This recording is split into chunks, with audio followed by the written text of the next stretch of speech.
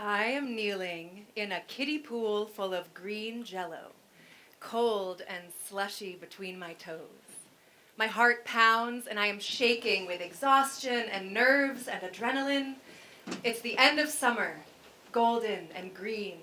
There are a couple dozen of us here in a backyard in the Old North End, and we've been invited to take tomatoes from the garden while we enjoy the event we've all been eagerly anticipating. The second annual Queer Jello Wrestling Competition. I stare into the eyes of my opponent, Ho Dirt, a farmer, tall and strong, with these dreamy caramel eyes that are fixed on mine. Ho Dirt is shirtless and gorgeous. Tattoos creep and bloom across their limbs.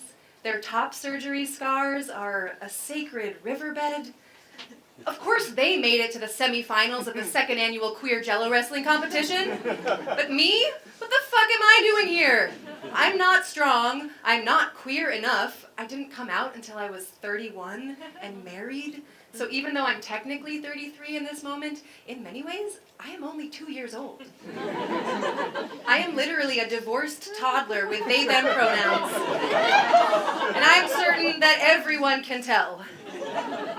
Suddenly, someone in sparkly gold underwear beneath a referee-striped mini dress with a Jeff the Ref name tag raises a hand. A hush falls over the crowd, and Jeff the Ref starts counting down. 3, panic rises. 2, I can't do this, I don't belong here.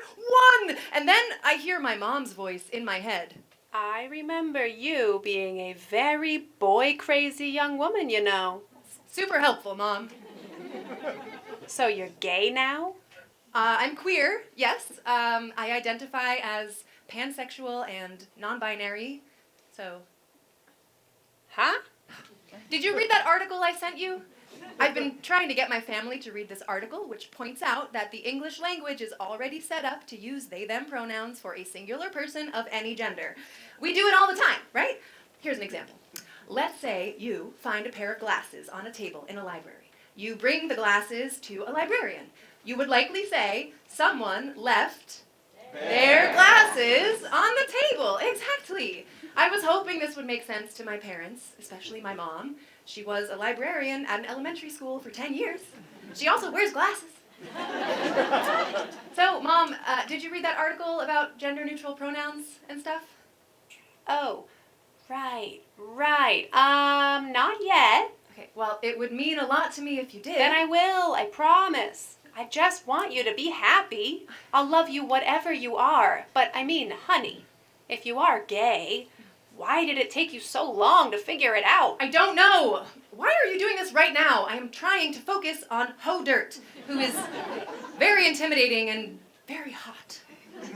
I just wanted to know your ETA for tonight. Your dad's making his special salmon. Oh, right. Yeah, that's great. You are still coming, aren't you? How long is this event? What was it you said you had to do today? Some kind of theater thing?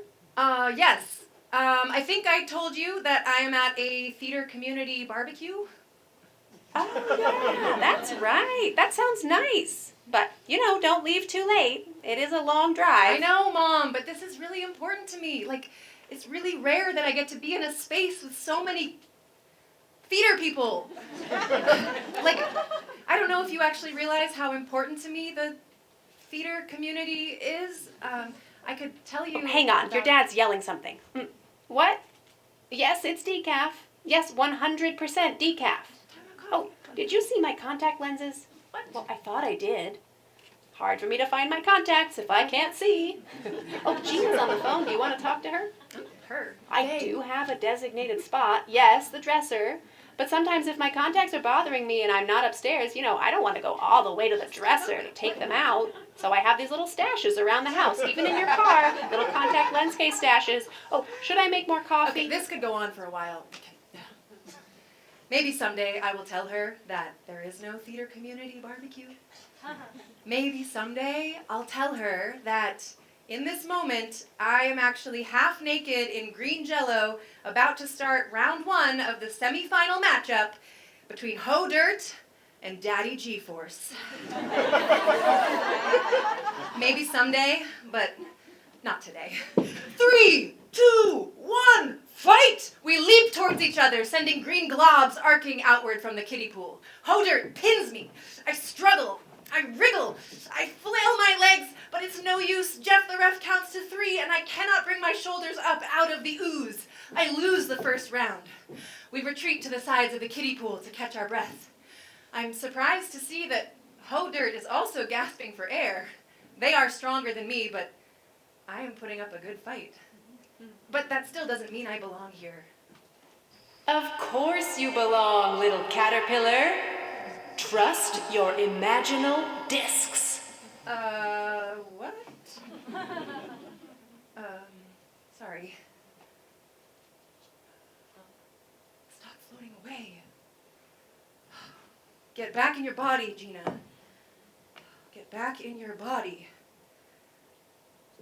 Hodert and I finally catch our breath. Jeff the ref kneels down and asks if we're ready for round 2. I am definitely not ready, but if I lose this round, I'm out of the competition. Hodert smiles encouragingly at me. Jeff the ref gives their dress a twirl, and then... But I can't do this.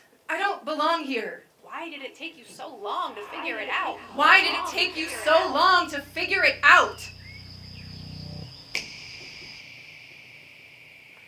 I'm sitting in my dad's office at his computer. My dad is doing a photography shoot in the studio downstairs. I am 13 years old, and I am alone with the internet. A very rare treat in the year 2002. I go to neopets.com. I love neopets.com. It's a site where you take care of fantastical, colorful animals and play games and walk through themed villages and go into cartoon stores where you buy food and toys and books and grooming products. Also, if you go too long without checking on your Neopets, they will literally starve to death. Has anyone here ever been to neopets.com before? Oh, yes. Okay, which of you wants to come and play a Neopet in this next scene? Huh? Which of you? Do you want to come do it? I will support. Yeah, you want to? Only if you want to. I want to. Yay, okay, hi. That's okay. You don't have to do anything. Don't worry, I promise. What's your name? Scout. Scout. Hi, can everyone say hi, Scout? Hi. So I had a Kubra Neopet. I don't know if you remember those. They're like baby tigers, but they're colorful. No. Yeah. Mine I was... did like tigers, so I probably would like sweet. that You one. probably would have had one, exactly. Mine was green with blue stripes, and it had a pink bandana. So would you be down to just play my Kubra in this scene? You just Yes. literally have to chill, that's all. Okay. Okay. Okay, can I put this around your neck? Yes. Okay, amazing. Oh my gosh. Sorry, oh, you want to move your hair? The sounds. Make noise. I mean, totally. Let's say yes. I love it. You can sit right here. Wonderful. And I have the finest goods in all of Neopia for you. We have a bouncy ball. Okay. An apple. You can eat it if you want. And my journal from the year 2002. So read it if you want. It's juicy. So yeah, just relax up here. Like, don't even worry about us, truly. Okay? Okay. I'm 13 years old. I'm on neopets.com. My Kubra is looking at me. I love neopets.com. I've played as many rounds of Destructo Match as I can handle. I sit in stillness for a moment. I feel a flutter. I open AOL Instant Messenger and weave my way through the dizzying cornucopia of the internet chat room. I scroll through the endless menu of categories. I hover over one chat room titled Horny. Whoa. The door creaking sound announces my arrival. Hey, it's Jake, 33, types ASL. I open a new Netscape Navigator window and ask Jeeves what these letters mean. Age, sex, location. Oh.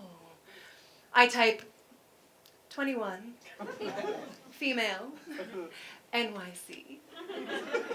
I'm certain that this is a better, hotter answer than the truth. A little gray box appears on the screen. Hey, it's Jake, 33, has invited you into a private chat room. Do you accept? Yes, I do. Hey, it's Jake, 33. What are you wearing? A sweater with a horse on it? I type, a silky robe. Hey, it's Jake 33. Hot. Whoa. Okay. I came up with a hot answer. I quit AOL Instant Messenger. Exhilarated.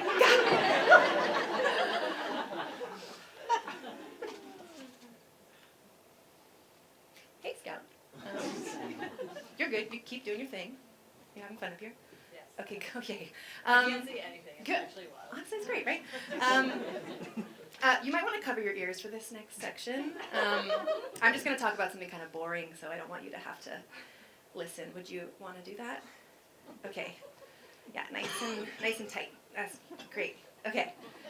Yeah, don't worry about me. Okay. I open a new Netscape Navigator window and type porn. I click on the first link. Blonde white women wearing heavy makeup, dicks attached to bodies whose faces I can't see, giant tits bouncing. Dicks are weird. And then a woman opens her legs. I've wondered about what's going on down there, but I've never thought further than that. It's too smooth and strange. A strange, vulgar thing. A strange absence. Oh shit! I closed the browser window. Return to neopets.com. My cougar is smiling. I love neopets.com. Okay, Scout. Everyone give it up for Scout. You're done. Take it from you. Thank you so much. Oh yeah, I tied it on really good, huh? It's official uniform now. Yes. Thank you. Right? Yes, Scout. Oh, how's everyone doing? Good. Yeah? Okay, great. I know that last bit was it's kind of a lot, right? A little intimate. I promise that I will take care of you while you're here. And I will also occasionally invite you to take little risks with me, like that cougar thing. These risks, these invitations are always up to you. You can say no, okay? In fact, let's practice that. Let's say you do not want to come up here, and I'm like, hey, you want to come help me with this next part? No! Amazing! Great! We've got that down. Okay. But also, I can't do this without you, so it is a risk for both of us. So let's also practice saying yes, just in case you're feeling that, okay? Hey, you want to come help me with this next part? Yes! Oh, yay. Thank you. I am truly so grateful that you are here.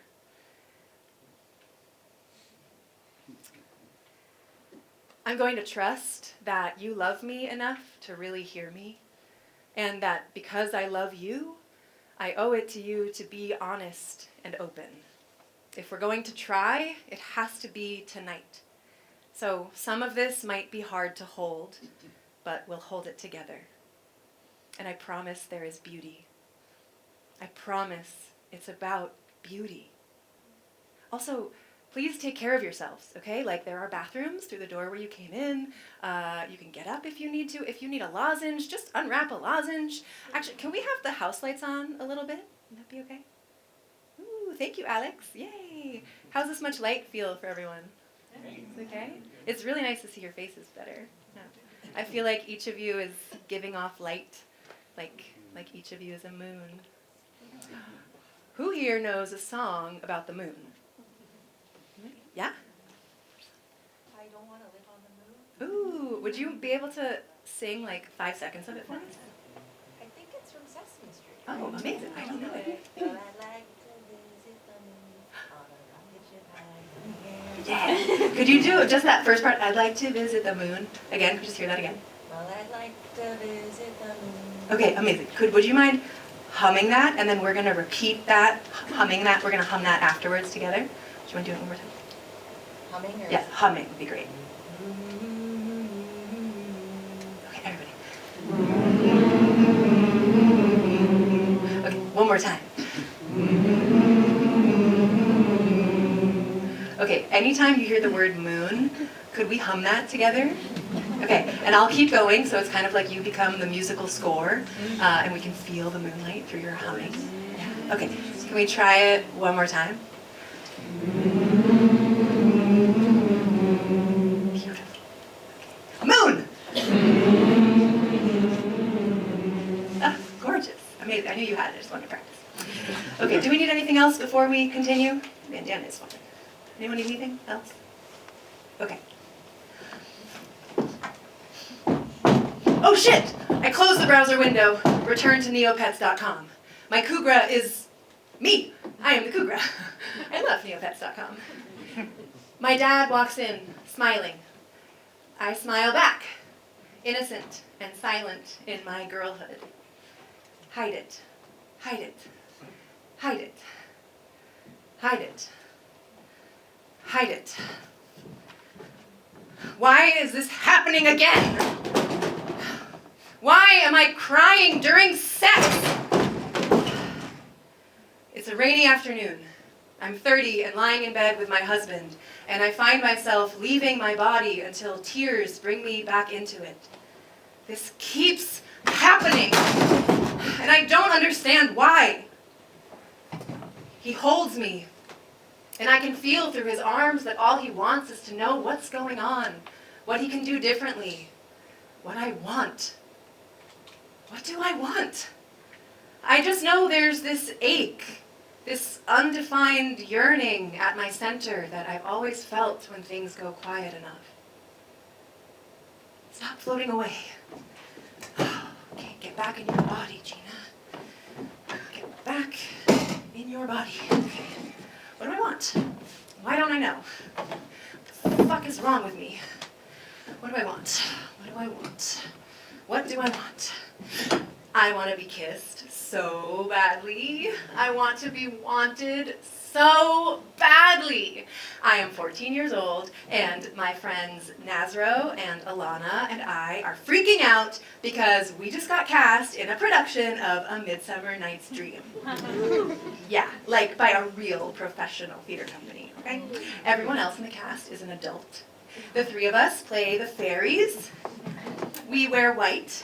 We are directed to be flirtatious. We embody grace and femininity. During the 20-minute pre-show, we stand on stage in these tree fairy poses and try not to move. I feel the audience's eyes on me. Nazro and Alana look so pretty. Their beauty and companionship make me ache. There's this one boy, well, he's 20, who plays the character of Snug, one of several bumbling men trying to put on the play within a play. I don't know how it starts between us. I don't think he is all that pretty, and I don't really know how to talk to him, but at some point, Snug turns his attention on me, and I am desperate to drink in his attention, and I become obsessed. One night, Snug meets me in my hometown. I can't drive yet because I'm 14, which I find embarrassing. I find my age embarrassing. Like, here's this cool older guy, like, he goes to college for theater in New York City, and I am just some awkward 14-year-old who, like Drew Barrymore, has never been kissed. But here he is with me, just the two of us.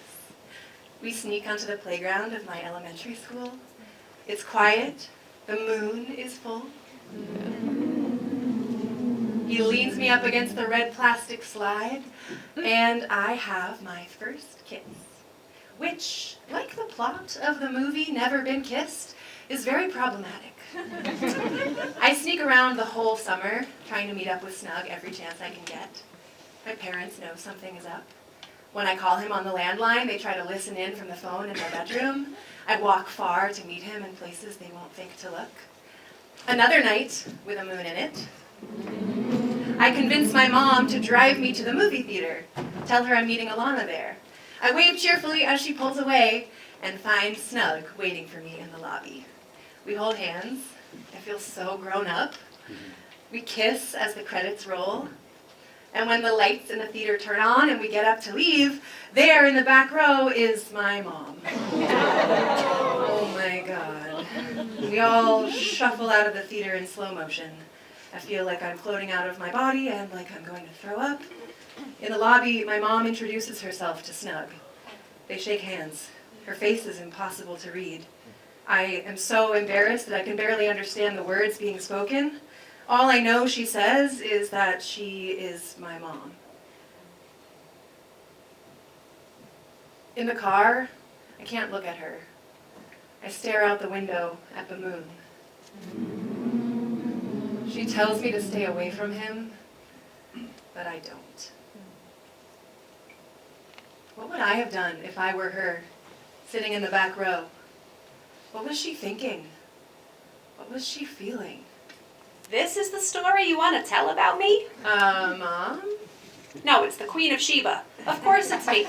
Honey, that story is awful. Well, that's what happened. I don't even remember that. Okay, that's super frustrating. My memory isn't what it used to be, I know.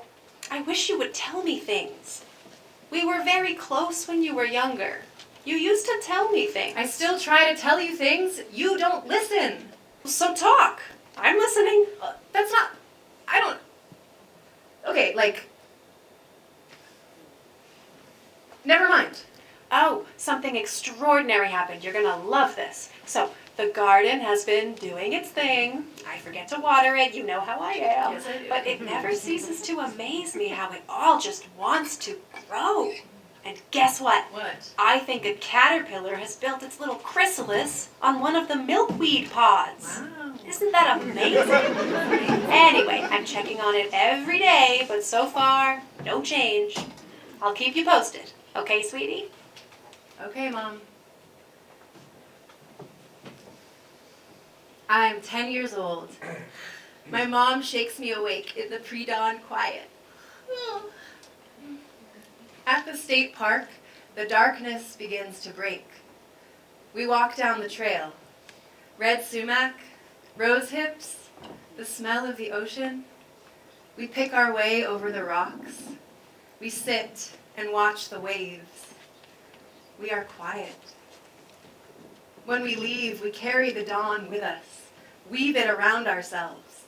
All day, whenever we smile at each other, we'll know we're both thinking about the dawn breaking around us, the light, the quiet. It's quiet. I'm 28 and engaged. I'm alone in the apartment I share with my fiancé. I'm about to look at my vulva for the first time. Until this moment, I've only ever seen one in porn. I've been meaning to look for a while now, but I've been putting it off. Why? I'm about to get married. Like, I'm about to commit my vulva to one person, but I've never looked at it. I imagine what it will feel like. I will look, and tears will come. Tears of gratitude and healing. I will see myself, and I will no longer feel paralyzed when my fiancé asks me what I want. I will see myself, and I will be free in my body. I will fall in love. Yes, okay, I'm ready. I look. I feel a confusing jumble of things. Surprise, violation, stab of shame, no tears, no freedom, no love. I put my pants back on. I don't want to look again. I turn my attention toward the wedding instead. Quinn and I get married in the state park. No one gives anyone away. In the soft, giddy moments before, we walk down the trail. Red sumac, rose hips, the smell of the ocean. We pick our way over the rocks. Hand in hand, we approach our loved ones. My mom wears these white gloves that go up past her elbows, and a turquoise scarf, and a blue dress with wildflowers all over it. She is beaming. I hug her, and then we get married. I've never dreamed about marriage. The word wife tastes strange in my mouth, but I love this person. And this is what you do when you love someone, right? This is the goal, isn't it? I'm 31 and crying when my husband touches me and feeling so confused. We can't seem to stop arguing about the dishes. Outside, the pandemic is raging. All that we collectively took for granted has been exposed. Touch is dangerous and precious. Will we ever gather in a dark theater again? In the terrifying stillness, I can hear my voice, the quiet voice that I've ignored my whole life. Memories flood. I remember being 14 and all the ages I've been since, and all the times I made myself a blank page for men to write desire onto me, and all the times I ached for other girls and called that ache jealousy. I think I know what's going on with me, but it's so scary to say out loud. Fuck.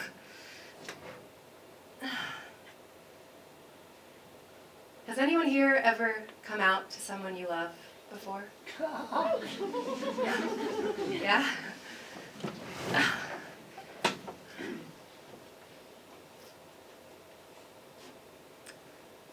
Can you put your hands up again? I was overwhelmed. Wow, amazing. Okay. Would you be willing to come help me with this next part? You can say no. No. Thank you for modeling a no. Thank you. Yes. Amazing. Okay. Who wants to come help me with this? One of those people. Yeah? You want to come up? Thank you. Hi. Is that Rye? Yes, this is Rye. Everyone say hi, Rye. Hi, Rye. Thanks for being here. Has anyone here ever had someone you love come out to you before? Yeah. Would you be willing to come help with this next part? Yeah? Enthusiastic yeses only. Yeah? Okay. Amazing. Hi. This is Christy. Everyone say hi, Christy. Yay. Thanks for being here. Christy, Rye, Christy, yay. So I finally know what's going on with me, but it's one thing to know it, and it's another thing to say it. So in this next scene, I'm going to come out to Quinn, which is really scary. So wondering if you could help me by reading the scene, okay? No improv needed. Okay, great. Let's get. So, want to kind of mix it up, though, and actually ask, would you, Christy, play Gina? Yes. And will you play Quinn? And I'll read the stage directions, so anything in italics. Oh, and let's get you some microphones so we can hear you. Okay. Right, I know. Don't be intimidated. They're just here to help you so that we can hear you. Okay, how's that height? You good? Perfect. Yeah? Okay, amazing. All right. There is a hug in this scene. Do we want to hug? Do we want to high five? Just ignore it? How do you feel? Yeah. Hug? Yeah? Okay, awesome. Great. Okay, you ready? Okay. Gina and Quinn are in the living room of their one-bedroom apartment in Burlington, Vermont. It's the middle of the first winter of the pandemic. Bleak, cold, endless. Quinn, I have to tell you something. Okay. I love you. I love you too. Are you okay? I'm nervous. I don't know how to tell you this. No, I'm getting nervous. Sorry. You don't have to be sorry, just say whatever it is. I think I know why I've been so distant lately and like irritated. I think, do you remember that time when we were on mushrooms and you looked at me with such clarity and you were like, oh wait, are you gay? And I got all defensive and I was like, I don't know. I mean, it's a spectrum. And we just kind of left it there. Yeah, I remember that. Well, yeah, I think I am queer. And I think I've been kind of unconsciously resenting you and our marriage. Because since we're married, I guess I feel really sad that I missed my chance to discover this whole part of myself. But also I love you. So it's all really confusing. A moment, the tiniest moment of a charge, the moment before the reaction. What will happen? They both breathe. Something releases. Quinn wraps Gina in a big hug.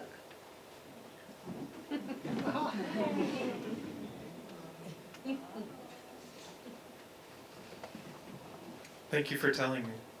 That must have been really scary. I'm so proud of you. Gina ugly cries hard. You don't have to. Nodding profusely into Quinn's shoulder. Eventually. So, what do you want this to mean for us? I don't know. I didn't imagine anything beyond this moment. Well, I don't want you to feel held back by me. It sounds like you need to explore. Wait, you mean like dating other people while we're married? Like I could do that? Quinn tries to really consider this and what it would require, allowing in the stomach-twisting pain of jealousy, confronting fear and insecurity. I think so, right? Well, then you should be able to also. Me? Like if I can date people, then it would be weird if you couldn't, right? You mean I could flirt again? I love flirting. Flirting is so fun. So fun. Would you want to help me make a dating app profile sometime? Hell yes. A moment, they look at each other in awe. Are you sure about this? Oh, it's terrifying. But yeah, Wow, I did not expect this. me neither. Thank you. I love you. I love you too. And scene.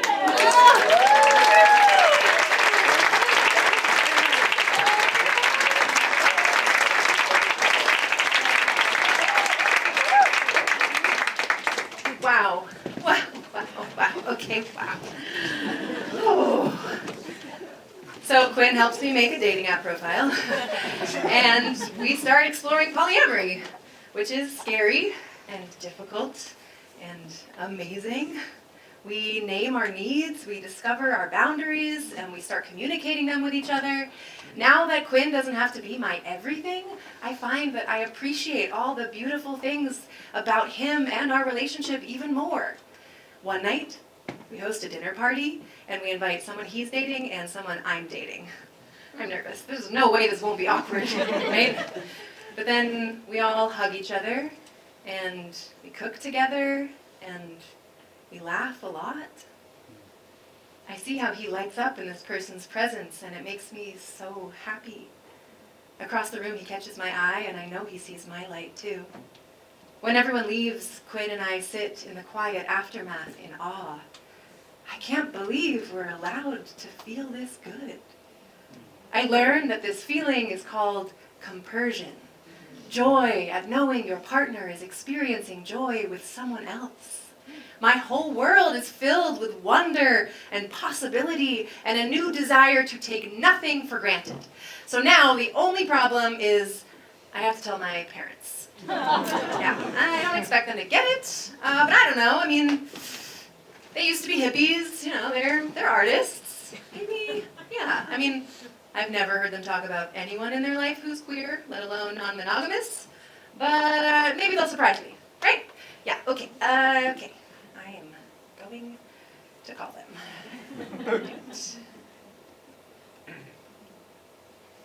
Hi. I like your earrings. Right? Yeah. Is it okay that I'm talking to you right now? Yeah? Okay. What's your name? Amy. You want to say hi, Amy? Hi, Amy. Would you be down to help me practice coming out to my parents? You can say no. Yeah? Okay. Basically, could I call you and you pretend to be my mom and we just sort of see how it goes? Is that okay? Do you want me to be like your mom's friend? Up to you. You can interpret if you want, but also like no pressure to. Yeah. Is that okay? You sure? Okay. Do you have your phone on you? Can I call you? For real?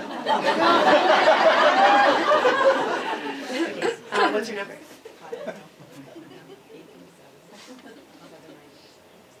Okay. We'll just see how it goes. Okay. It's ringing.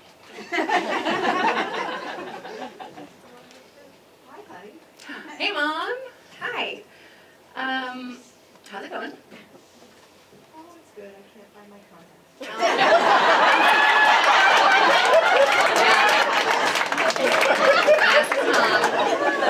Check the dresser, but we'll okay, I'm gonna just jump right into it. I am calling because there's something I wanted to tell you and Dad. I am queer. Yay! Yeah, I'm queer. I know it's a surprise, but it's been true my whole life, and I'm finally saying it. Yeah, I told Quinn. I'm sure you're wondering about that. And he was actually really great. Like, He's proud of me, and he actually said he's not surprised, which is kind of funny. And you are still married. Have you ever heard of something called polyamory? It's okay if not. Maybe the first part. Yeah, poly, maybe. It's okay, it's new to me too. So poly means like many, amory like amour, love, so many loves. So it's a whole system that's an alternative to monogamy where you can have multiple partnerships at once and it's all above board, like everyone knows about everyone. Yeah, like I'm realizing that I've kind of taken for granted my whole life that monogamy is the only option for a healthy relationship, but like there's all kinds of ethical non-monogamy. Like this stuff's been around for a long time. And it did start for me as a way to explore the fullness of my sexuality, which, let me just say, it's full. Like, there are lots of genders out there, and I am attracted to, like, all of them. Maybe cis men, like, the least, but anyways. But yeah, I'm learning that it's not actually about sex or even romance. It's about community. Like, how special it is to have lots of hands that can take care of each other when someone is struggling or moving or parenting or needs to be celebrated. Yeah, it's about constructing exactly the relationships that are right for everyone. Does that make sense? I think so. Yeah? It's a lot. It's a lot, I know. I know it is. Thank you. I know it's a lot to process, but I really appreciate you just hearing me. That means a lot. You know I love you. I love you too, Mama. Well, I'll let you process. We can talk again if you want to talk more about it. But yeah, thank you. I'll talk to you soon. Okay, bye. Everyone give it up for Amy!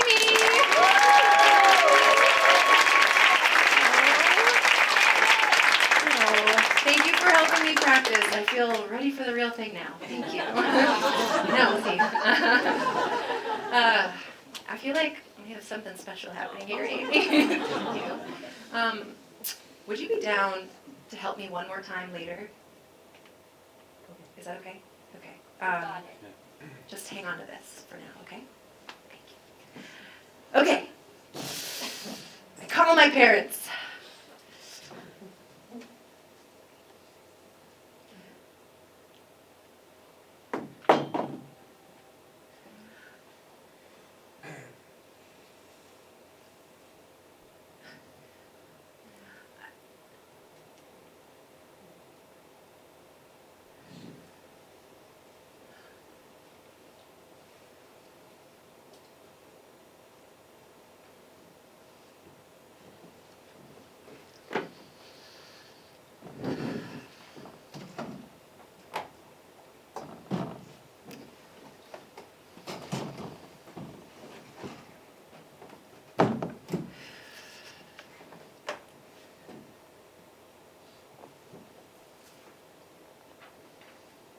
The next day, my dad sends me an email.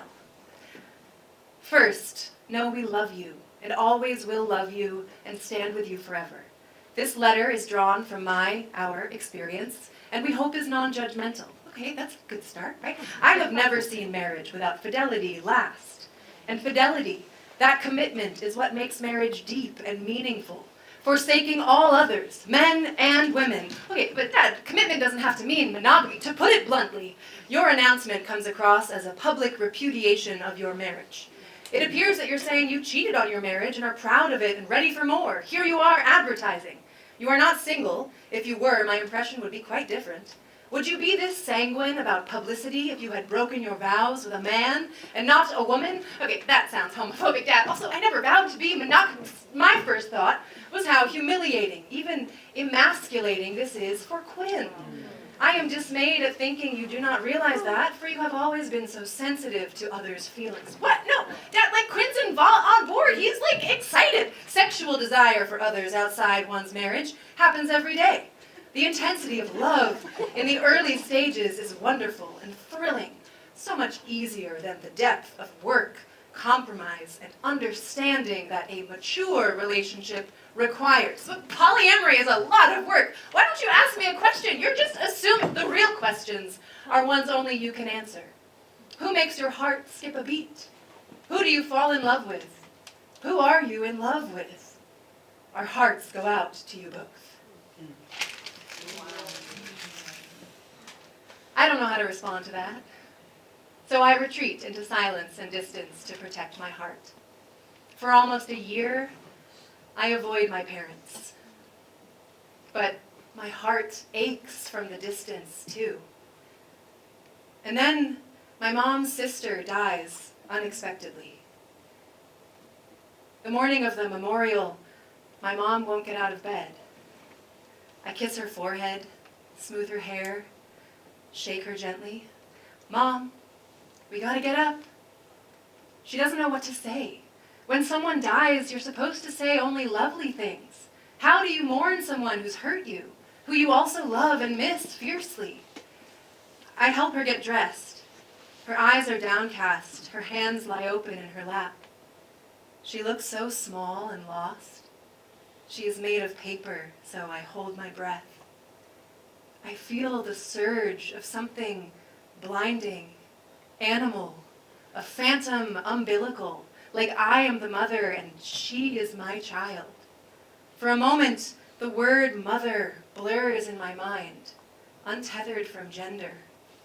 I hold it there in soft focus. I try to let the hard edges of my expectations slip. All day, my parents call me little girl, which makes me sink. My whole life, I've expected myself to be and feel and look a certain way, but now I'm a year into my first queer relationship, and this partner sees the fullness of my gender before I can. Inside our expansive love, we are both rewriting old scripts that are stuck in our bodies. Masculine and feminine are flavors we sample and mix. My walk is changing. I'm inhabiting my body differently, and it feels really good. But I don't know how to explain that to my family, so I just stay quiet. My mom is now the oldest person alive in her family. I see the burden of that in her eyes. At dinner after the memorial service, she talks about her father's affairs and her aunt's many affairs. In these stories, I see an opening.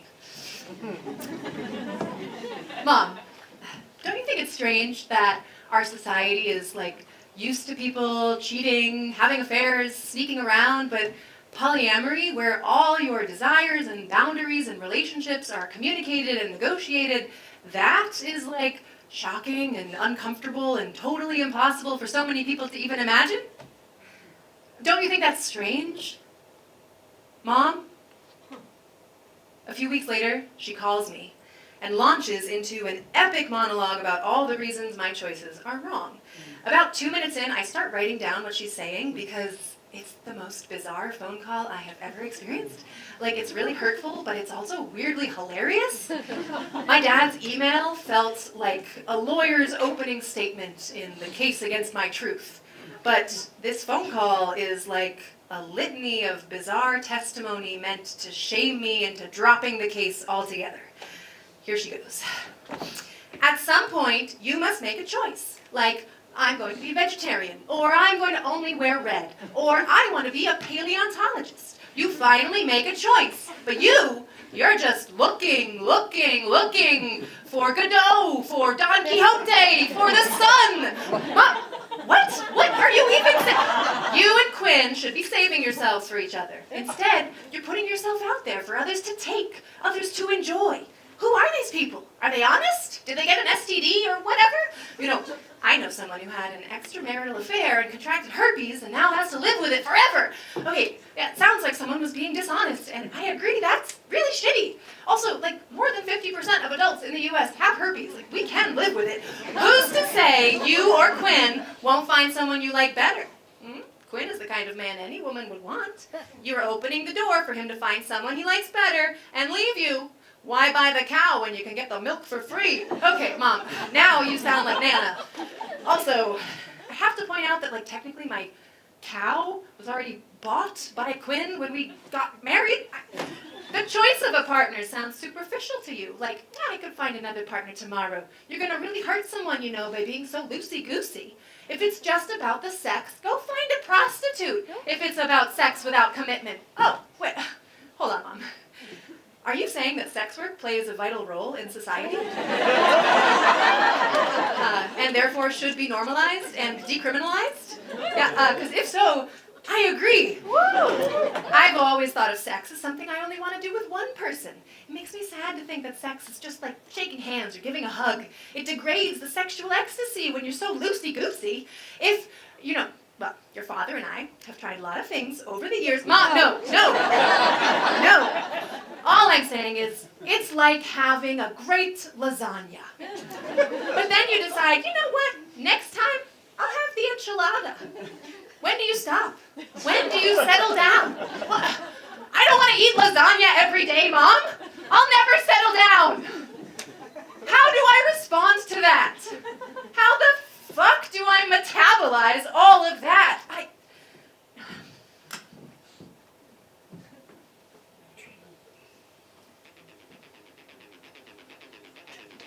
And now, ladies and ladies, boys and girls, and everyone in between, please welcome the biology baddie, the imaginal disc daddy, Metamorphosis.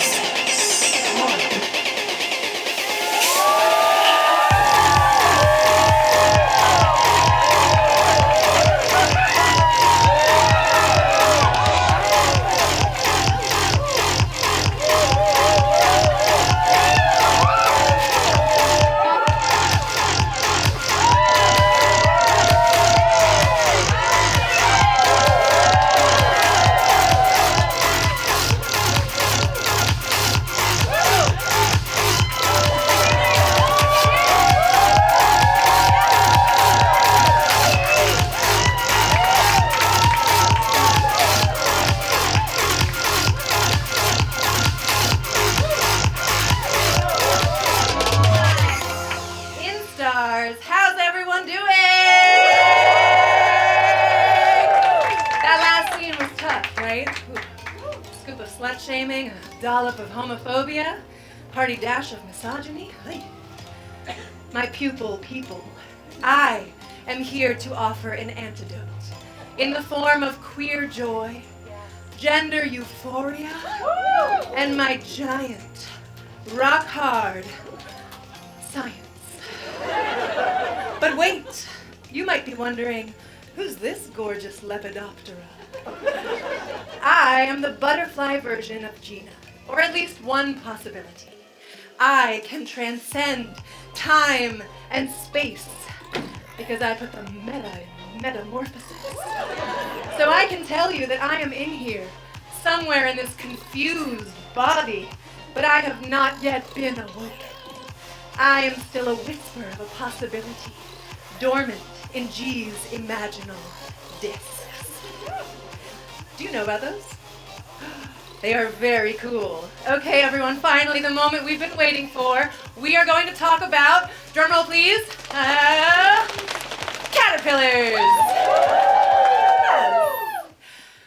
Caterpillars spend their entire lives eating and growing, until something tells them that it's time. And they build a chrysalis, and they dissolve inside of it, digesting themselves in that protective casing, liquefying everything they're made of into caterpillar soup.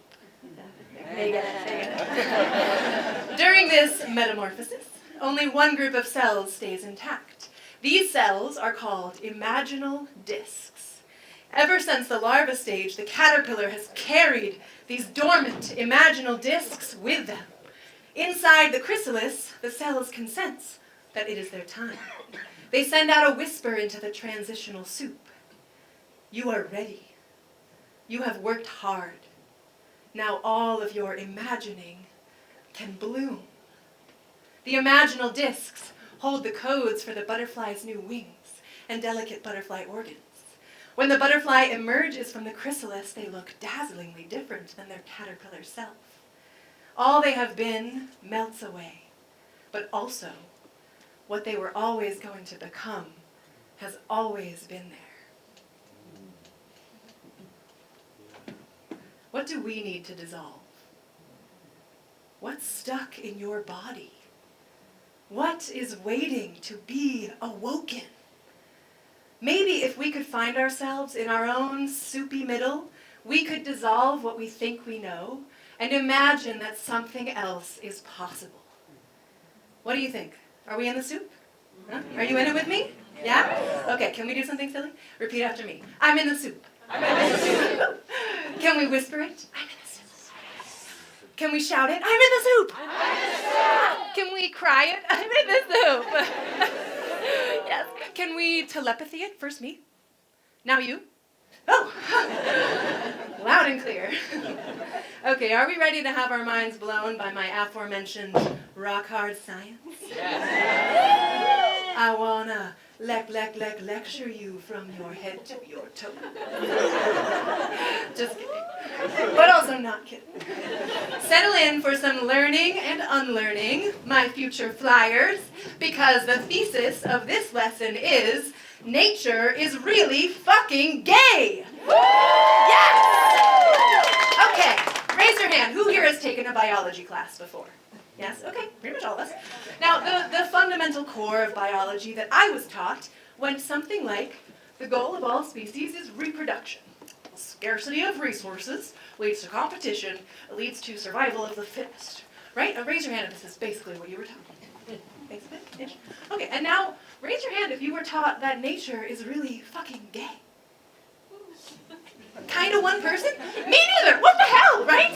This is the problem.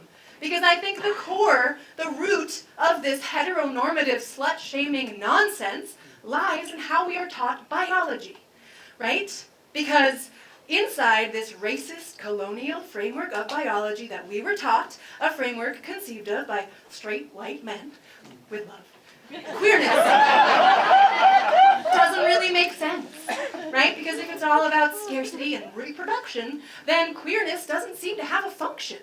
So even though these straight white male scientists have been observing gay shit in nature for hundreds of years, they've ignored it and moralized about it and literally colonized science, erasing thousands of years of indigenous wisdom that affirms and values queerness as essential to a flourishing ecosystem. Yes. Okay? Because, spoiler, humans are just one of the many animals that have been fucking for fun, changing genders, and forming queer polyamorous communities since way before Darwin ever laid eyes on a tortoise. At all levels of the natural world, a vast, abundant array of sexual diversity flourishes in every type of animal. Okay? Now, I have some good news for us, and I also have some bad news. Okay, the bad news is that we can't learn about every gay animal tonight. I know, because there are literally thousands. But the good news is we can learn about some of them.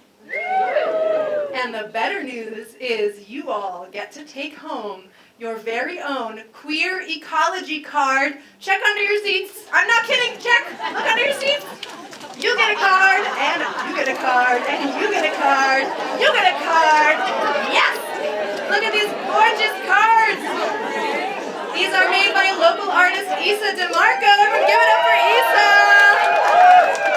All right, let's learn about some of these beauties. Who do we have first? Ooh, gender fluid nudibranch. Raise your hand. We got that. Wave it up. Yes. Sea slugs, baby. Okay. Nudibranchs. Yes, sea slugs. I love it. Yes. Nudibranchs have both male and female reproductive organs that are located internally on the right side of their bodies. During reproduction, sperm is exchanged from both partners in a dance-like courtship where it is stored until the eggs are ready for fertilization. All right, what's next? I want to hear from you all. Let's see. Who's got a bisexual fox out there? Bisexual foxes? Yes. Oh my gosh, so many bisexual foxes. Can we hear from you?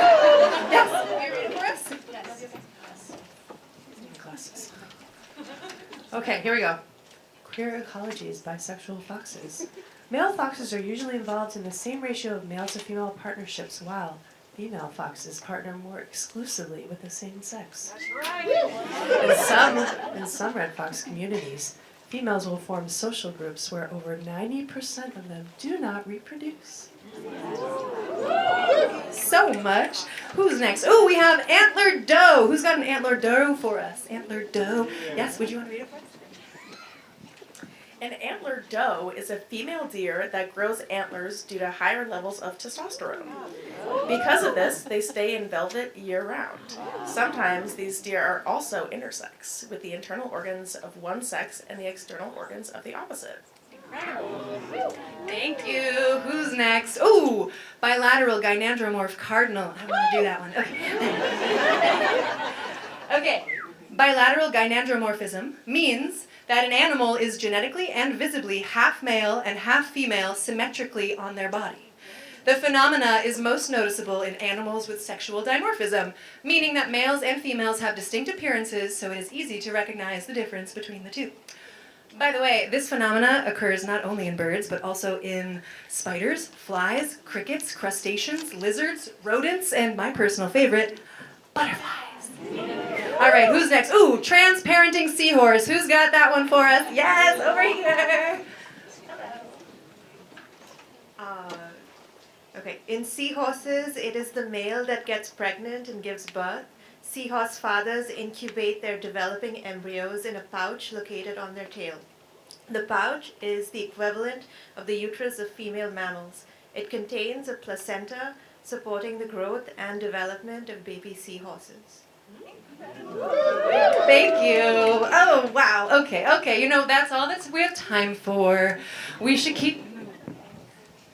We've got more show to do.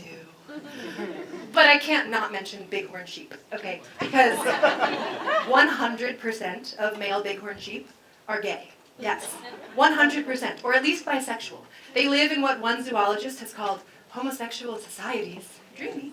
The females mimic the males in order to mate with them. So the more masculine the females appear, the more sexual interest is sparked in the rams. Trans female bighorns are physically indistinguishable from rams, but behaviorally resemble females and live in the female herds year-round. Okay, all right, now we're going to keep moving. But just one sentence about bonobos, okay? Bonobos are our closest relative, sharing 99% of our DNA, and they are matriarchal and slutty and queer as fuck. Okay. Any pet lovers in the room tonight? People have pets, like pets, yes. Okay, any cats? Anyone have cats? Same, I have a cat. Cats can be gay. Right. Dogs? Anyone here like dogs? Woof woof. Yes, dogs also can be gay. What else? Oh, hamsters? Anyone have a hamster? I used to when I was a little kid. Hamsters can be gay. Rabbits? Gay. Domesticated birds? Say it with me. Gay! Yes! This is Vermont. Anyone here ever spend time on a farm? Yeah. Okay. Moo if you think that cows can be gay. Moo! Horses? Gay! Pigs? For real, pigs are so gay. And that is just animals. 95% of tree species and most flowering plants contain both male and female parts. Red maples, we have a lot of those in Vermont, right? They have 5 genders, sometimes switching genders multiple times within a single growing season. Fungi, which could make up as much as 1/4 of the Earth's entire biomass, can have 36,000 different sexes. Yeah, I'll be honest, I don't fully understand what that means. But it sounds really gay. Also, reproduction can be queer. Okay, think about pollinators. Bees? Bees are such queer sluts. Okay, there's a part of a flower called the nectary. And bees have to dig into the base of the flower to get to the nectary, pulling the pollen from the male part of the flower as they go. They drink that sweet, sweet nectar. Ugh, I feel you, bees. And then they can't get enough, those sluts. Right away, bam, they're digging towards someone else's nectary, delivering the pollen from the first flower to the female part of the second flower, gathering the pollen from the male part of the second flower as they go, etc., etc., etc. This is interspecies reproductive, slutty, genderqueer, world-saving, mutual aid abundance.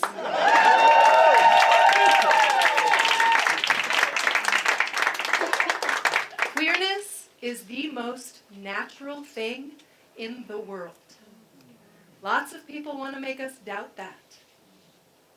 Don't let them.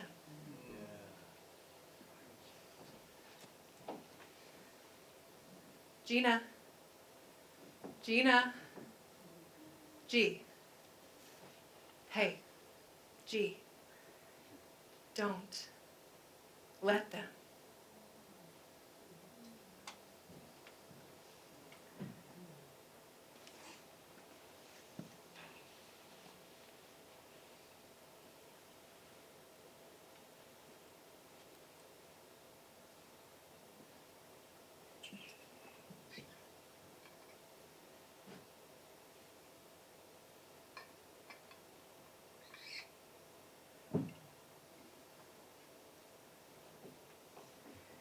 Quinn and I haven't slept in the same bed for a few weeks now.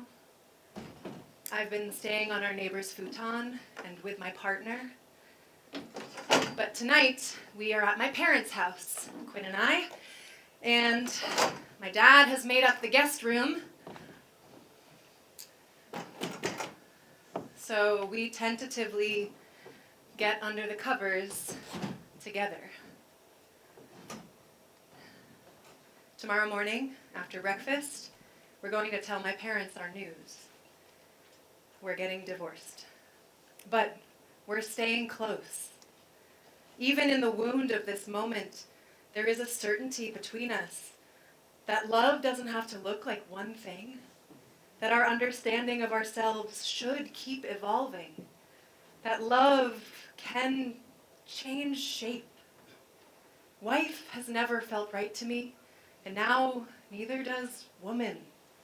I'm discovering that I can stretch my arms and legs so wide across this gender spectrum, I feel myself expand in the glorious in-betweenness. I feel a growing sense of yes, yes, yes.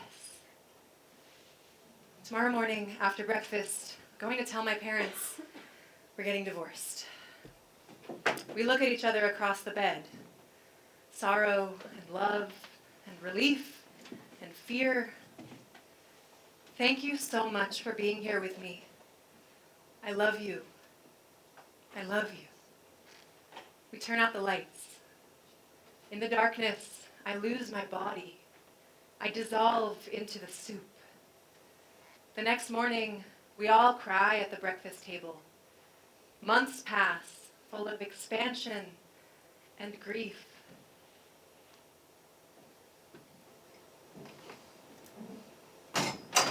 I don't see my parents again for a long time. Not until the day of the second annual queer Jello wrestling competition. Back in the chrysalis of the kiddie pool, Ho Dirt and I finally catch our breath. Jeff the ref kneels down and asks if we're ready for round 2. I'm definitely not ready, but if I lose this round, I'm out of the competition. Ho Dirt smiles encouragingly at me. Jeff the ref gives their dress a twirl, and then 3, 2, 1, fight! I am exhausted, but I feel a surge of adrenaline. I am slippery and twisty. Ho Dirt almost pins me, but I wriggle away. I grab their thigh and try to trap an arm so I can flip them onto their back. I lose my grip and almost slip in the Jello. We pull apart, assessing each other, breathing heavy. I don't know how I can do this, but I am stronger than I think. I grit my teeth. We clash into each other. We grunt and gasp and flail. Ho Dirt pins me. I struggle. I put everything I have left into escaping out from under them, and then, finally, the round is over. I lose. Ho Dirt is going on to the finals, and I am done. We hug and marvel at each other. A friend hoses the Jello off us. I spend the rest of the competition cheering and shouting from the sidelines with my friends. My community. We are a spectrum of easy nakedness, a spectrum of bodies, all radiant, rooted, celebrating each other. I feel free. I put my ear to my own chest and listen for that familiar roaring fear of not belonging. But all I hear is joy. I wrap that joy around myself. New armor against the misunderstandings of others. No, not armor. Something porous, something fluid, something that cannot be pierced or discarded. What do I mean? What is this feeling? I know it doesn't come from the outside. It is new, but it is mine. I don't need anyone else in order to touch it, be held by it, melt into it. What is this feeling? Oh. It's pride. This is what it feels like. I close my eyes and breathe it in, willing myself to remember this feeling. I know I will need it again, very soon. My muscles still ache from the rounds with hoe dirt as my mom and I walk down the dark, quiet street. I maintain my lie about the theater community barbecue. All the wild glory that was Jello wrestling, I want to protect it from my parents. I'm afraid they'll puncture it, even if they don't mean to. But that pride is still there, burning in my chest. It is clarity and possibility, and it tells me to try again. Try talking to her. Tonight. Somehow I know it has to be tonight. She stumbles on the sidewalk, and we link arms. My fingernails are stained green from the Jello. I wonder if she'll notice. So, Mom, did you ever read that article I sent you about gender-neutral pronouns and stuff? I braced myself for disappointment. I actually read it today. You did? I imagine her reading the article exactly during my face-off with hoe dirt. I imagine our power reaching her, softening something in her.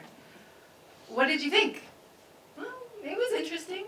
It's hard for me to wrap my head around. I know, Mom. And we keep walking, in silence. Maybe that's it. Maybe that's enough. I can't possibly tell her that she's hurt me. What if that makes her defensive, closes us off even further? But then that fire whispers, if we're going to try, it has to be right now.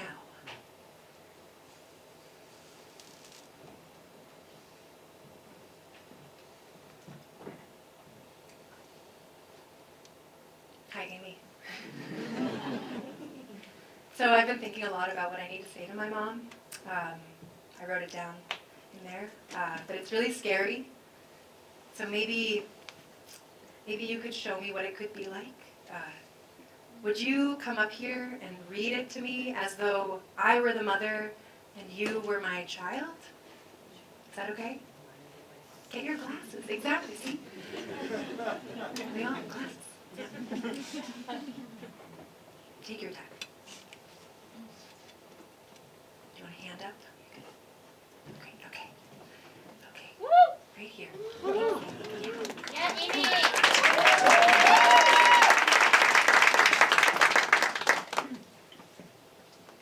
Okay. Take your time, sweetie, okay? Step right up.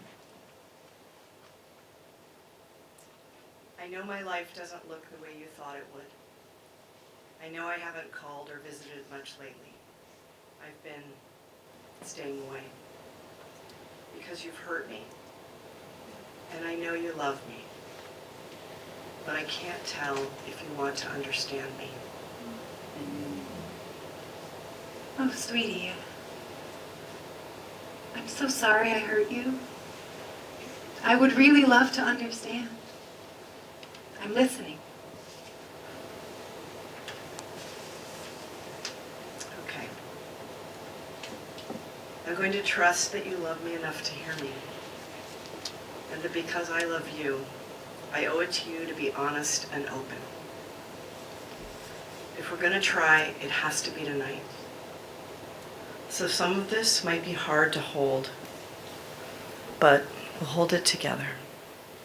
And I promise there is beauty. I promise it's about beauty. And my mom gives me space, so I tell her everything. I fumble over my words, but I am trying, and she's listening. We walk for 3 hours. We eat ice cream. We run into a gas station to pee, giggling and breathless like teenagers, like neither of us is the mother. On a bench, snuggled up together, her voice drops. She talks about her fears, how she feels inadequate. My mom tells me things about herself she's never shared before. Or maybe I just haven't been listening. We throw our laughter and tears and honesty up at the sky, at the stars, at the sliver of moon.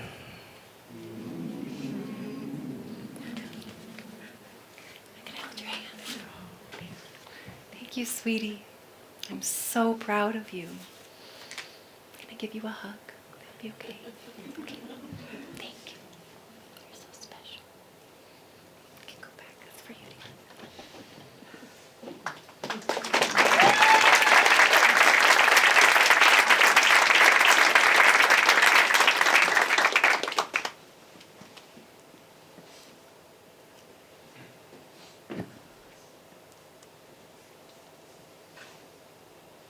What if we never had that conversation?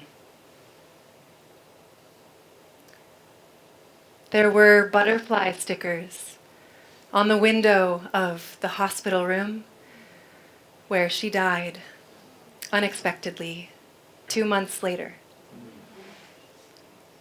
When her breathing stops, I take the socks off her feet. These blue socks with green polka dots that I've always thought were ugly. I put the socks in my pocket, the last thing to ever touch her skin. I almost don't want to wash them, but I do. And then I wear them. The next day is full of the many tasks that come with death. In the afternoon, my dad and I lie on the floor in the living room and stretch. We take deep breaths together. It's never just been the two of us here before. I don't know how to talk to him. He doesn't know how to listen to me. We're back at the beginning. But then he tells me about nascence, a state in chemistry where an ion is released from whatever molecule it's bonded with and is born anew, free to be in new bonds and relationships. And that's a mental state for seeing, he says, looking at me, all sorrow and yearning. I want my mind to be nascence. The fire in me flares. Maybe someday we can get there together. We drive to the state park. We walk down the trail. Red sumac, rose hips, the smell of the ocean. We pick our way over the rocks. We sit and watch the waves. We are quiet. She is gone. And she is everywhere. We're not ready to go back to the empty house, so we drive around aimlessly. The moon starts rising in front of us, so big and low and bright. It's full and circled in these rainbow rings. The clouds make textures like rippling silver sand. We try to follow, driving down all these old roads, the roads of my childhood, but we can't find a good place to stop. So we let it go. I am 35 and divorced. I'm alone in the apartment I share with my ex-husband and his partner and our cats, who are probably gay. It's finally time. It's time to look again. I take off all my clothes. I lift the little mirror off my wall. I stare into my eyes. I stare at every inch of my body. I stare and stare and stare until the haze of old expectations clears and relief blooms. I do not float away. I am in my body. I am in my body, and the chrysalis cracks open. There you are. There you are. I love you. Oh, something extraordinary happened. You're gonna love this.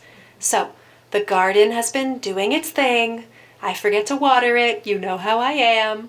But it never ceases to amaze me how it all just wants to grow. And guess what? I think a caterpillar has built its little chrysalis on one of the milkweed pods. Isn't that amazing? Anyway, I'm checking on it every day, but so far, no change. I'll keep you posted. Okay, sweetie?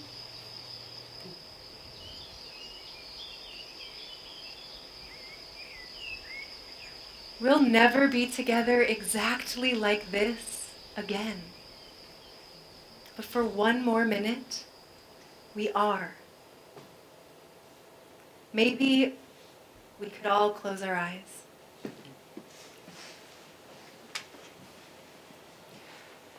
Imagine we are in a meadow and it stretches out forever. It's the end of summer, golden and green. Flowers creep and bloom. Tall grass sways on the edge of a sacred riverbed. We are inching our way toward that place built from the yes we've been dreaming of. The yes, I forgive you. The yes, I see you. The yes, I will fight for you. But to get there, we have to shed something. It is hard, slow work to let go of what we've been, what we thought we knew. We are in the soup. We are nascents. And we are letting it all go. When you emerge, you tremble and dazzle. All you have been melts away. You are what you were always going to become. How beautiful you are. How wide open.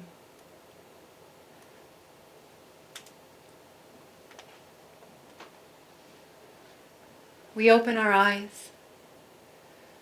Now all of our imagining can bloom.